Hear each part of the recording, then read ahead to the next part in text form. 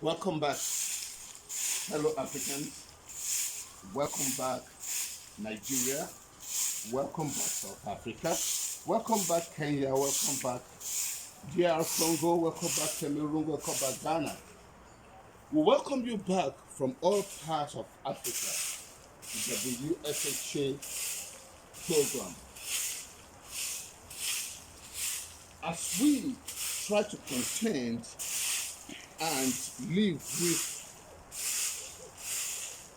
COVID-19, the virus that is ravaging Africa, as we struggle to come to terms and to reason what impact this will have on us as people, as an economy, as continent, and as humanity.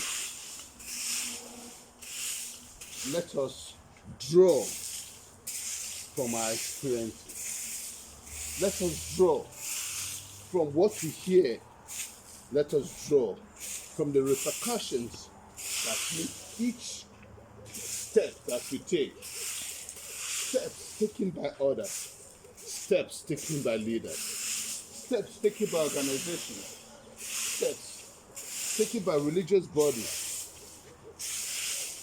In everything, in every civilization, in every change that meets our world, the changes that meet humanity, the changes that meet us as people of different race, different understanding, different culture, and different practices. And also to take advantage of what we have as a corporate advantage over others, and how we can draw from what we do not have corporate advantage over that belongs to another, and how we can favorably remunerate for it.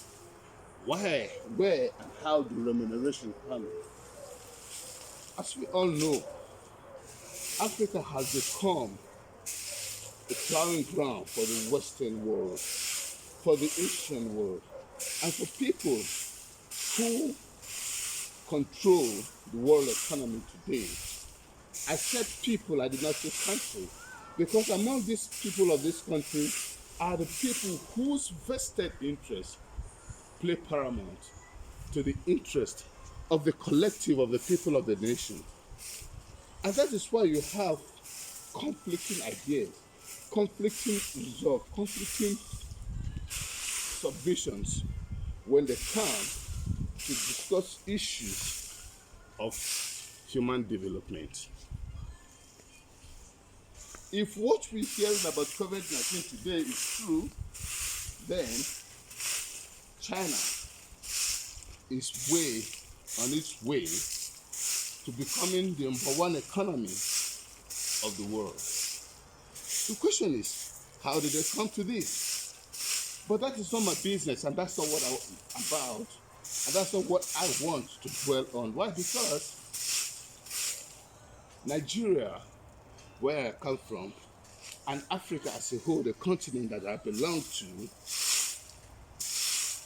has been caught unaware, in the sense that many of our leaders were caught unprepared. Many of our leaders have found themselves again carrying a begging borrow and asking for arms from the people, the interest, the economy that plunder us. And the question we should be asking is, can we ever put an end to this? When COVID-19 has come and gone, what will become of Africa? If China achieves its aim and becomes the number one economy in the world, how will that impact on Africa? How will that impact on those that are already indebted to China's economy? How will that impact on every other businesses, industries, creations across the globe? and across the world, how will that impact on Africa?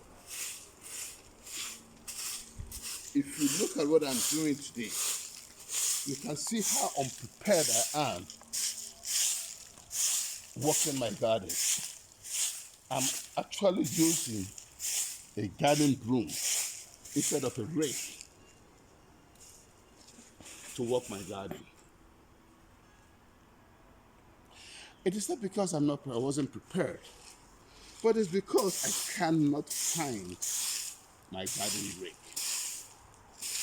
The question is, where has it gone to? Did I have it? Yes, I did. But did I follow it up to know if I actually had it? Where is it? Where did I keep it? If I kept it, where did I keep it? If I did not keep it, what happened to it? But then, today, I have to only make do with what I have. This has taught me one simple, important lesson. And the lesson is that to follow up, to always ensure that you are well prepared, to make a recheck of everything that you have. And that speaks to Africa preparedness for everything about it, like health, economy, industry, the performance of our natural resources in the market, in our local economy, in the international economy, and every other interest that it serves, interest and purpose that it serves. Only by this can we be well prepared. Look at me, I'm kind of unprepared. Like I said, it's not bad. I never had a garden rake. I have. But today, it is not there for me to use. And where it is, I do not know. What an excuse to give. But that is the fact. That's the basic fact.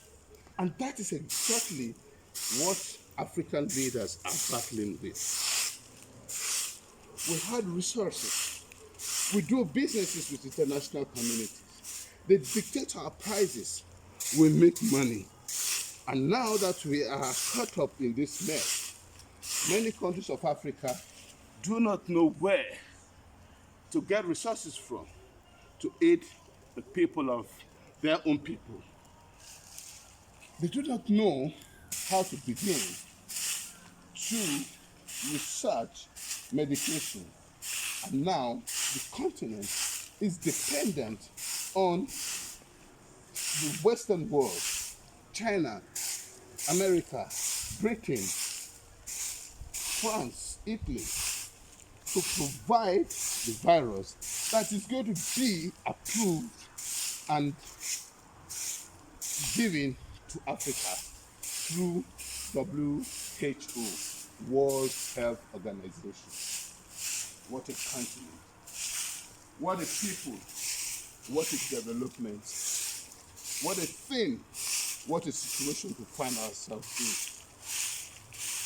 This is not the beginning of an experience like this around the world, in the continent, and to humanity. It is just one of many that have happened in the past. But like before, what chance do we stand to learn? This is what I want us to ponder over. What chance do we stand to learn from, should I say, our past mistakes? Should I say what is happening to us today? What America will be taking away from this? What Britain will be taken out of this? What Italy will be taken out of this? What France will be taken out of this? If China have contained COVID-19, if China today have opened up its businesses, where the business of other countries of the world is shut down, can you imagine the economic impact it will have on China against the world at large? We are talking about multi-trillion dollar growth for China. China has taken its people, China has taken its businesses, its industry, its facilities to get to where it is today. If indeed what I'm hearing today of China is true, that it has found a cure and a vaccine for COVID-19, then the world will be moving towards it. And then it will be netting in massively. What an economy. What a plan. What a preparedness. What a way to plan development. Africa, where do we stand? Africa, what is our future? Africa, where will we head coming after COVID-19? Where will we be heading? What position will we occupy? What will become of African economy? What will become our negotiating power?